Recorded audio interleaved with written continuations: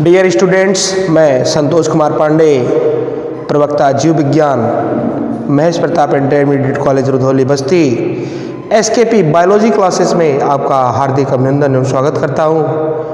प्यारे बच्चों, आज हम आपको एक नए टॉपिक मासिक चक्र या रजोस्राव प्रावस्था हम आपको बताएंगे। कक्षा 12 जीव विज्ञान विद्यार्थियों के लिए। तो इसके पहले हमने आपको जो इसकी पूर्व प्रावस्था थी, जो ओवेरियन साइकिल चलती है, ओवरी में जो कंडीशंस होती हैं, दशाएं होती हैं, परिपूर्ण होती हैं, उसका हमने आपको पहले ही अंडोज जनन क्रिया में वर्णन कर दिया है। आज हम आपको मासिक धर्म मिनिस्ट्रल साइकिल, मिनिस्ट्रल साइकिल या इसी को हम मासिक चक्र कहते हैं, इसके बारे में आज हम चर्चा करेंगे। सभी स्त्रियां अपने 12 से 13 वर्ष की आयु में पहली बार रजोस्राव प्रावस्था को प्राप्त करती हैं, जो लगभग उनके जीवन काल में 45 से 50 वर्ष की आयु तक निरंतर चलता रहता है। उसके बाद इनमें रजोनिवृत्ति या मेनोपॉज कहते हैं अंग्रेजी में आ जाती है, जिसमें उनका मासिक चक्र बंद हो जाता है और अंड जनन की क्रिया भी बंद हो जाती है। अर्थात स्त्रियों में जो फर्टाइल एज होती है वो 12 वर्ष से लेकर के लगभग 50 वर्ष के बीच में मानी जाती है। इसी बीच में ये स्त्रियां संतानोत्पत्ति में सक्षम होती हैं। और आपका जो मासिक चक्र होता है, मासिक धर्म जिसको हम कहते हैं गांव में, या रजोधर्म भी कहते हैं, ये 12 से 50 वर्ष की आयु तक ही होता है। तो आइए हम आपको विस्तार से इसके बारे में बताते हैं। जो मासिक चक्र होता है ये 28 डे की साइकिल होती है बेटा। कितनी? 28 डे। 1 से लेकर के 2, 3, 4, 5, 6, 7, 8, 9, 10, 11, 12, 13, 14, 15, 16, 17, 18, 19, 20, 21, 22, 23, 24,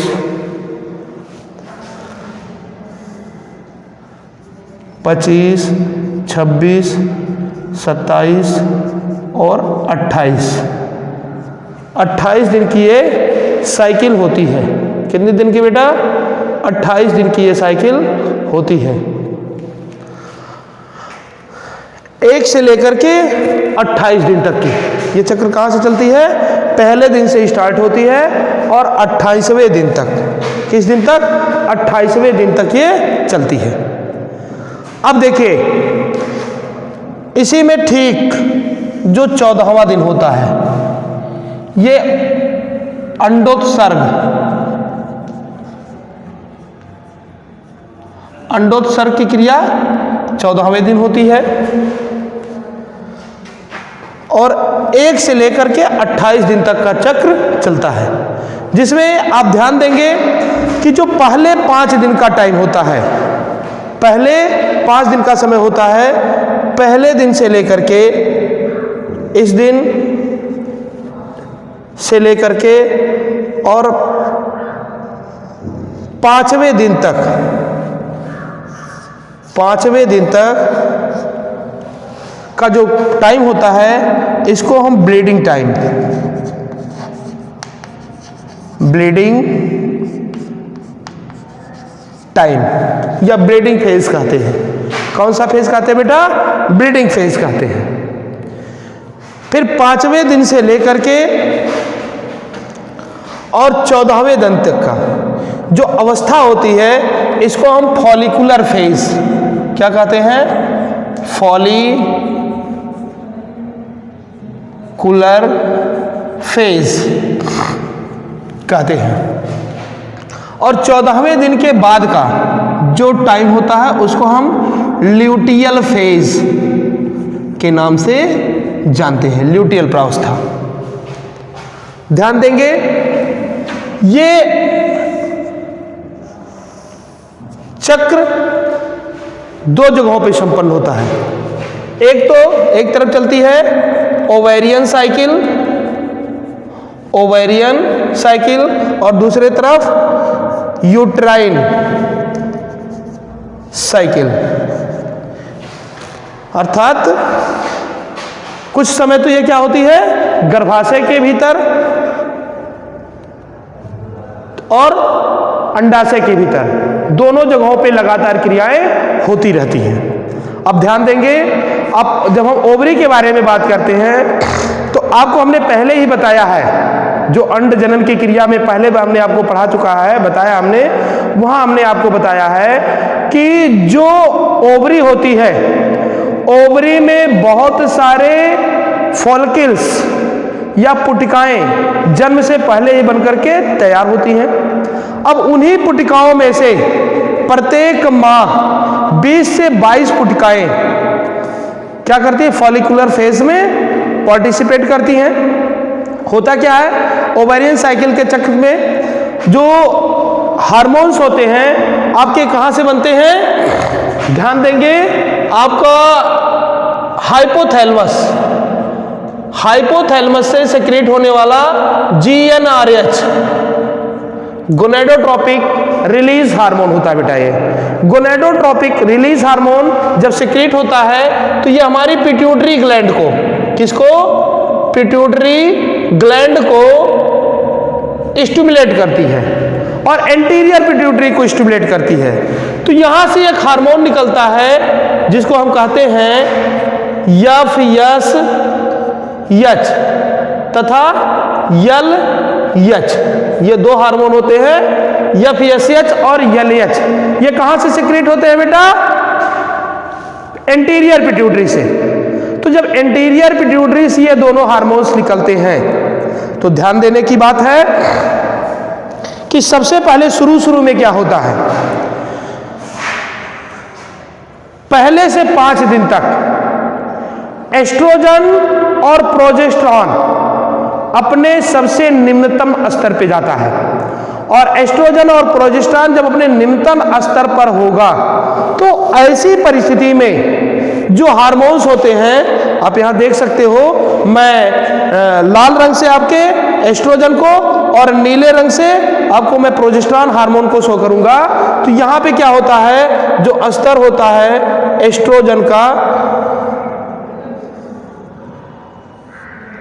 ये घट रहा है।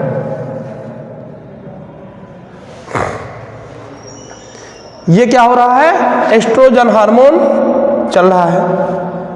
ठीक छठे दिन से ये क्या होता है, एस्ट्रोजन हार्मोन बढ़ने लगता है। छठे दिन से एस्ट्रोजन हार्मोन बढ़ना चालू कर देता है, जो लगभग 14वें दिन तक फिर डाउन होना चालू होता है। और फिर कुछ ही समय के बाद ये क्या होता है, बढ़ने लगता है। साथ में प्रोजेस्टेरॉन हार्मोन जो है, इसको भी अगर हम देखेंगे नीले रंग से चल रहा है, ये लगातार चलता रहता है। अभी मात्रा इसकी नॉर्मल बनी हुई है, अचानक ही क्या होता है, बढ़ने लगता है।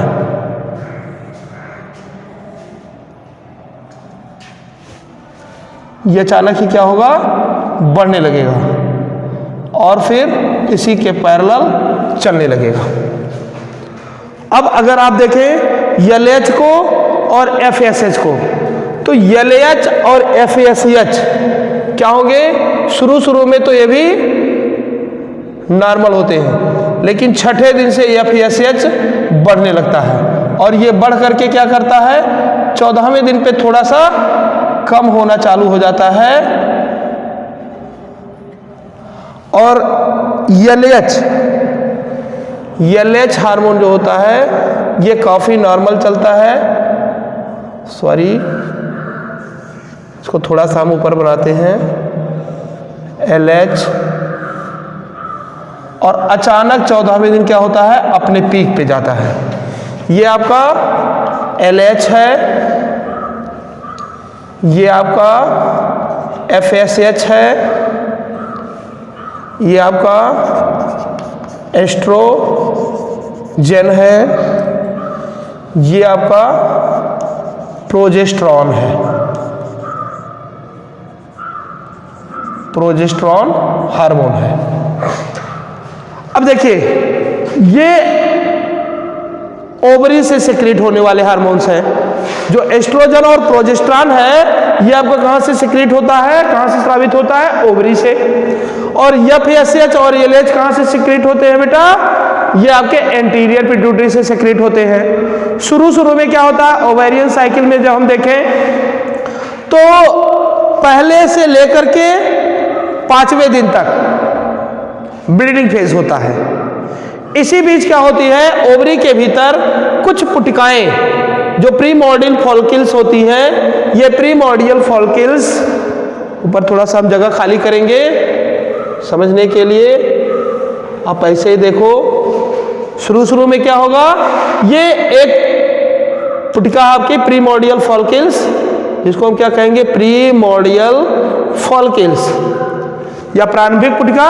ये प्रीमोर्डियल फॉलिकल्स 20-22 की संख्या में क्या होती हैं, बाहर निकलती हैं। ओवेरियल के जो स्ट्रोमा पार्ट होता है उसमें से बाहर निकलती हैं, और तुरंत क्या होता है कि जो पिट्यूटरी ग्लैंड से, एंटीरियर पिट्यूटरी से FSH हार्मोन सिक्रीट होता है। वो ये क्या करता है, इसको स्टिमुलेट करता है।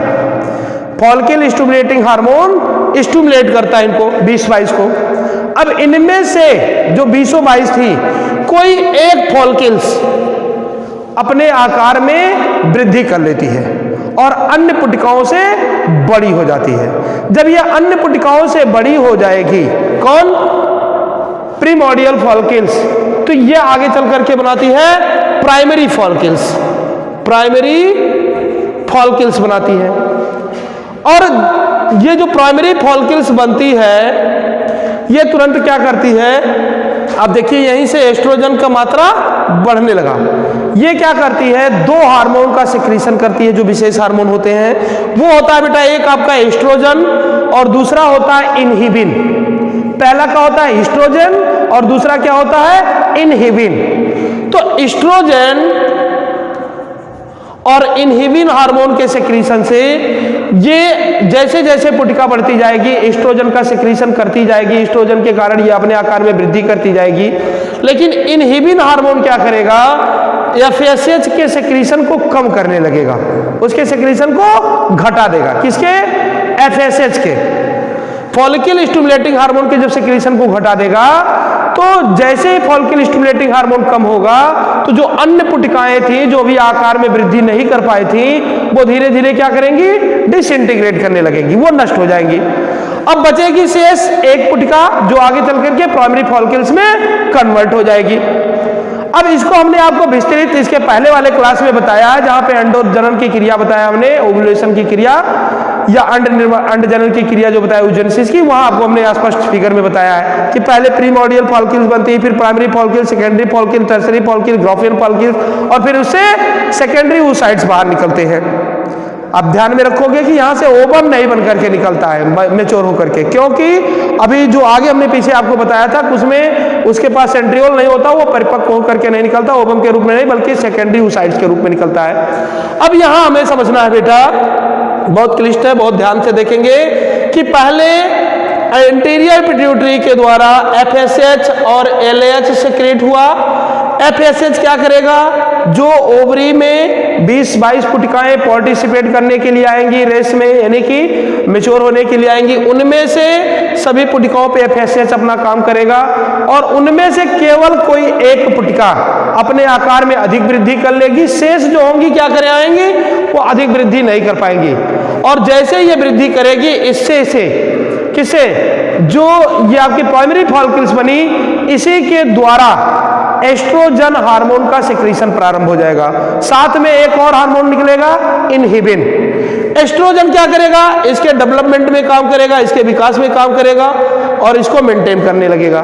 लेकिन इनहिबिन क्या करेगा, ये एफएसएच के सिक्रीशन को डोमिनेट करेगा, प्रभावित करेगा। एफएसएच का सिक्रीशन कम हो जाएगा, और जब एफएसएच का सिक्रीशन कम हो जाएगा तो जो शेष बची 21 या 20 पुटिकाएं थी वो आगे विकास नहीं कर पाएंगी और वो डिस्ट्रॉय हो जाएंगी। अब बची आपकी केवल एक। ये पुटिका लगातार अपनी वृद्धि एस्ट्रोजन हार्मोन के कारण कर दी जाएगी। आप लाल रंग से देख रहे हैं, ये एस्ट्रोजन हार्मोन लगातार बढ़ता हुआ जा रहा है। लेकिन एक निश्चित वृद्धि के बाद क्या होगा, इनका आकार ये टर्सरी या ग्राफिन फॉलिकल्स में कन्वर्ट हो जाएंगी। प्राइमरी फॉलिकल्स से सेकेंडरी फॉलिकल्स का निर्माण होगा, सेकेंडरी फॉलिकल्स से फिर ग्राफियन फॉलिकल्स का निर्माण होगा, जिसमें आपका थीका फॉलिक्यूल और granulosa cells, corona cells, corona जो बना था, और इनका निर्माण होने लगेगा। अब देखें, कोरोना रेडिएटा बन जाएगा, ग्रेनुलोसा सेल्स बन जाएंगी, थीका फॉलिक्यूली बन जाएगी, थीका स्टर्ना बन जाएगी, और बीच में ये एंट्रम बन करके तैयार हो जाएगा। इस कंडीशन में जो oocytes होगा उसको हम सेकेंडरी oocytes और फॉलिकल्स को ग्राफियन फॉलिकल्स कहेंगे। अब ये ग्राफियन फॉलिकल्स या मैच्योर फॉलिकल्स अंडोत्सर्ग के लिए बिल्कुल तैयार है, और इसी समय अचानक ही क्या होगा, आप देखेंगे कि जो आपका ये LH हार्मोन आ रहा था, अभी शांत बैठा हुआ था, अचानक ये क्या हो जाएगा, पीक स्तर पे जाएगा। ये मान के चलिए 14वें दिन क्या होता है, ये अपने पीक स्तर पे होता है। अचानक ये उर्ज कर जाएगा, बढ़ जाएगा, बहुत ज्यादा मात्रा हो जाएगी किसकी, LH हार्मोन की। एफएसएच कम हुआ, LH की मात्रा बहुत तेजी से बढ़ जाएगी, और जैसे ही बढ़ेगी एस्ट्रोजन हार्मोन और LH के कारण जो पुटिकाएं हैं, ग्राफियन मैच्योर फॉलिकल्स बन गई या ग्राफियन फॉलिकल्स बन गई, ये फॉलिकल्स की ग्रेनुलोसा सेल्स के सहित oocytes क्या होगा, बाहर आ जाएगा, और ये थीका फॉलिक्यूली, थीका स्टर्ना जो है ये टूट करके इनको कोरोना रेडिएटा को अलग कर देगा। अर्थात यहां से क्या हो गया, सेकेंडरी oocytes जो बना हुआ था ये कुछ ग्रेनुलोसा सेल्स और कोरोना रेडिएटा के साथ बाहर आ जाएगी सेकेंडरी oocytes के रूप में। यहीं पे क्या होगा, ओव्यूलेशन हो जाएगा, और ये सेकेंडरी oocytes बाहर आ जाएंगी।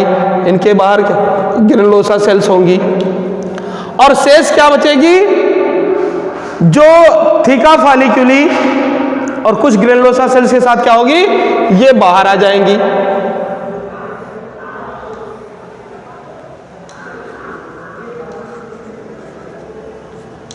एंट्रम के साथ। अब ये जो बाहर आएगी, जो LH हार्मोन है, कौन है, LH हार्मोन है, ल्यूटिनाइजिंग हार्मोन है। ल्यूटिनाइजिंग हार्मोन के कारण ये कार्पस ल्यूटियम का निर्माण करेगा, कार्पस ल्यूटियम का निर्माण करेगा। और ये जो सेकेंडरी oocytes अपनी सहेलियों के साथ निकला, ये चला जाएगा कहां पे, ओविडक्ट में। कहां चला जाएगा, ओविडक्ट में, अंड नलिका में या फैलोपियन ट्यूब में पहुंच जाएगा, और फैलोपियन ट्यूब में ये पहुंच करके वहां निषेचन की क्रिया के लिए तैयार बैठे शुक्राणु से, या यहां पे जाकर के शुक्राणुओं का इंतजार करने लगेगी निषेचन के लिए। दोनों कंडीशन हो सकती है, पहले से शुक्राणु आ चुका है तो वो शुक्राणु वेट करेगा किसका, सेकेंडरी oocytes या ओवम का, और अगर पहले ओव्यूलेशन हो गया तो ये किसका, 2 से 3 दिन तक क्या करेगी, शुक्राणु का इंतजार करेगी। कहां पे, एम्पुला में। आपको हमने मादा जननांग में बताया है, फैलोपियन ट्यूब के 3 भाग होते हैं, इस्चमस, एम्पुला और इन्फंटेबुलम, और इन्फंटेबुलम के बीच और इस्चम के बीच में एम्पुला पाई जाती है कलशिका आकार की। तो वहां पे जाकर के ये क्या करता है, सेकेंडरी oocyte वेट करता है स्पर्म के लिए, ठीक। तो ये वहां पहुंच जाएगा, लेकिन जो इसका शेष भाग था ग्राफियन फॉलिकल्स का, ये क्या करेगी, ये LH या ल्यूटिनाइजिंग हार्मोन की सहायता से ये कार्पस ल्यूटियम का निर्माण करेगी। ये क्या करेगी बेटा, कार्पस ल्यूटियम का निर्माण करेगी। और ये जो बना हुआ कार्पस ल्यूटियम है, ये लगभग 1 सप्ताह तक कुछ विशेष प्रकार के हार्मोन, जिसको हम नाम क्या देते हैं, ये कुछ विशेष प्रकार के हार्मोन एस्ट्रोजन, प्रोजेस्टेरॉन, रिलैक्सिन और इनहिबिन, इनहिबिन हार्मोन का सेक्रीशन करेगी। कौन? Corpus luteum. अब यहां से ध्यान देने योग्य बात है कि जो कार्पस ल्यूटियम बना हुआ है, अब आप देख रहे हैं यहां पे प्रोजेस्टेरॉन की मात्रा, ये आपको हमने नीले रंग से दिखाया है कि प्रोजेस्टेरॉन भी क्या होता है, ओव्यूलेशन के बाद इसकी मात्रा बढ़ जाती है। और जो डाउनवर्ट हो गया था एस्ट्रोजन, ये भी कुछ समय कम होने के बाद इसका भी सिक्रीशन बढ़ने लगता है। अब ये क्या करेंगे, एस्ट्रोजन और प्रोजेस्टेरॉन हार्मोन दोनों प्रेगनेंसी, प्रोजेस्टेरॉन हार्मोन को हम प्रेगनेंसी हार्मोन भी बोलते हैं। ये प्रोजेस्टेरॉन क्या करेगा, अब एंडोमेट्रियम की वॉल को मजबूत करने लगेगा, उसकी दीवार को ब्लड की सप्लाई बढ़ा देगा और एंडोमेट्रियम क्या हो जाएगी, अपने आप में सुदृढ़ होने लगेगी, स्वस्थ होने लगेगी और प्लेसेंटा के निर्माण के लिए या इम्प्लांटेशन के लिए तैयार हो जाएगी। अब ध्यान देंगे हम थोड़ा सा पीछे। अब ये आप अगर देखें यूट्राइन वाल के भीतर, गर्भाशय के भीतर कौन से परिवर्तन होते हैं, तो यहां पे आप ध्यान देंगे पहले से 5वें दिन तक का जो समय होता है यह ब्लीडिंग टाइम होता है या मेंसेस का टाइम होता है। इसी समय पे महिला की यौन से रक्त स्राव होता है जो मासिक धर्म के रूप में जाना जाता है। ठीक 5वें दिन के बाद ये क्या होती है, आपकी यूट्राइन वॉल धीरे धीरे धीरे धीरे धीरे धीरे धीरे म्यूकस आदि का निर्माण करके क्या होती है, अपने आकार में वृद्धि करती जाती है, खूब मोटी होती चली जाती है। यहां से थोड़ा सा हम इसको और दिखाएंगे ऊपर होती हुए, क्योंकि यहां पे क्या हो रही है, यूट्राइन वॉल लगातार विकास कर रही है और ठीक 28वें दिन के बाद फिर क्या होता है, डाउनवर्ड जाता है। ये आप देख पा रहे होंगे फिगर में। यहां से फिर क्या होता है, 28वें दिन के आसपास से ये आपका फिर क्या हो रही है, डाउन जा रही है। अगर आप ध्यान से देखें तो इस बीच में जो यूट्राइन वॉल होगी, यूट्राइन वॉल का विकास होगा, उनमें जो ब्लड वेसल्स हैं खूब डेवलप करेंगी और खूब ज़्यादा ये डेवलप करके क्या करेंगी, इम्प्लांटेशन के लिए एम्ब्रियो के खुद को प्रिपेयर कर लेंगी, खुद को तैयार कर लेंगी। आप ध्यान से देखें, ये यहाँ पे क्या हो रही है, यूट्राइन वॉल खुद को प्रिपेयर कर रही है इम्प्लांटेशन के लिए एम्ब्रियो के। और अगर नहीं होता है तो फिर क्या हो रहा, आप देख सकते हैं कि धीरे धीरे ये फिर 29वें दिन के बाद, आगे हम देखें तो 29, 30, 31 आगे के दिन होंगे। अब यहां से आप देख पा रहे होंगे 5वें दिन पर क्या होती है, एंडोमेट्रियम एकदम लगभग नष्ट हो चुकी होती है। एंडोमेट्रियम क्या हो चुकी होती है, लगभग 5वें दिन, 3 से 5 दिन तक ब्लीडिंग टाइम होता है। यहां तक क्या होती है, एंडोमेट्रियम की वॉल की जो म्यूकस वगैरह है टूट जाती है, कोशिका भित्ति नष्ट हो जाती है, केवल आधार भित्ति रह जाती है। यहां से फिर क्या होती है, जैसे जैसे FSH का सिक्रीशन होगा, फॉलिकल स्टिमुलेट करेगा, एस्ट्रोजन का निर्माण करेगा। ये एस्ट्रोजन क्या करेगी, पुनः यूट्राइन वॉल को मेंटेन करने लग जाएगी। अब देखें आप धीरे धीरे, और आप देखेंगे 14वें दिन के बाद जब प्रोजेस्टेरॉन डेवलप होता है तो यूट्राइन वॉल अपने पीक पे जाती है, डेवलपमेंट पे ये डेवलप कर जाएगी। अब यूट्राइन वॉल डेवलप कर जाएगी, इम्प्लांटेशन के लिए तैयार है, वो एम्ब्रियो को रिसीव करने के लिए तैयार है। होगा क्या आगे बेटा, अगर 14वें दिन ओव्यूलेशन हुआ, ओव्यूलेशन के बाद ओवम कहां पहुंच गया, फैलोपियन ट्यूब में, वो इंतजार करेगा निषेचन होने का। साथ में कॉर्पस ल्यूटियम क्या करती है, कॉर्पस ल्यूटियम लगभग 1 सप्ताह तक या 15 दिन तक स्वयं को बनाए रखती है और 4 विशेष प्रकार के हार्मोन का सिक्रीशन करती है। ये चारों हार्मोन है आपके, एस्ट्रोजन, प्रोजेस्टेरॉन, रिलैक्सिंग और इनहिबिन। एस्ट्रोजन, प्रोजेस्टेरॉन क्या करते हैं, यूट्राइन वॉल को मेंटेन करते हैं, एंडोमेट्रियम को मजबूत बनाते हैं और इम्प्लांटेशन के लिए तैयार करते हैं। रिलैक्सिन क्या करती है, इसको एकदम ढीली ढाली रखती है, इसमें कोई कॉन्ट्रैक्शन नहीं होने देती है, जिससे इम्प्लांटेशन इजीली हो जाए। इनहिबिन क्या करता है, इनहिबिन FSH या LH हार्मोन के सेक्रेशन को रोके रखता है कि कहीं ये सेक्रेट ना हो, नए फॉलिक्यूल्स स्टिमुलेट ना होने पाए। और अगर निषेचन हो जाता है, अगर क्या हो गया, निषेचन हो जाता है, तो जैसे ही निषेचन होता है, निषेचन के बाद क्या होता है बेटा, आपको हमने बताया है, निषेचन के बाद आपका एम्ब्रियो बन जाएगा, भ्रूण बनेगा और मारुला स्टेज तक कहां पड़ा रहेगा, स्टमक तक पड़ा रहेगा, अन्य की फैलोपियन ट्यूब में। और जैसे ही ये मारुला स्टेज से आगे बढ़ेगा, ये आकर के ब्लास्टुला बनाएगा और ब्लास्टुला धीरे से जाकर के यूट्राइन वॉल से अटैच कर जाएगा और इस यूट्राइन वॉल के साथ जुड़ करके क्या करेगा, प्लेसेंटा का निर्माण करेगा। क्या बनाएगा बेटा, प्लेसेंटा बनाएगा। और अब प्लेसेंटा के द्वारा एक हार्मोन सिक्रीट होगा जिसे हम कहते हैं HCG। कौन सा हार्मोन नाम देते हैं बेटा, HCG, human chorionic gonadotropin hormone, human chorionic gonadotropin hormone. और एक दूसरा होता है HPS। दो हार्मोन सिक्रीट होते हैं विशेष प्रकार के इससे, HCG, HPS। अगर HCG का पूरा नाम क्या हमने बताया, ह्यूमन कोरियोनिक गोनेडोट्रोपिन हार्मोन, और HPS का ह्यूमन प्लेसेंटल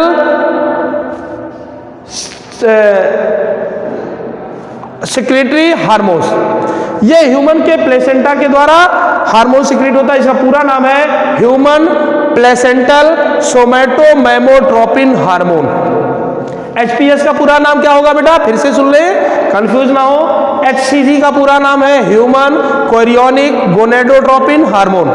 HPS का पूरा क्या नाम है, ह्यूमन प्लेसेंटल सोमैटोमेमोट्रोपिन हार्मोन।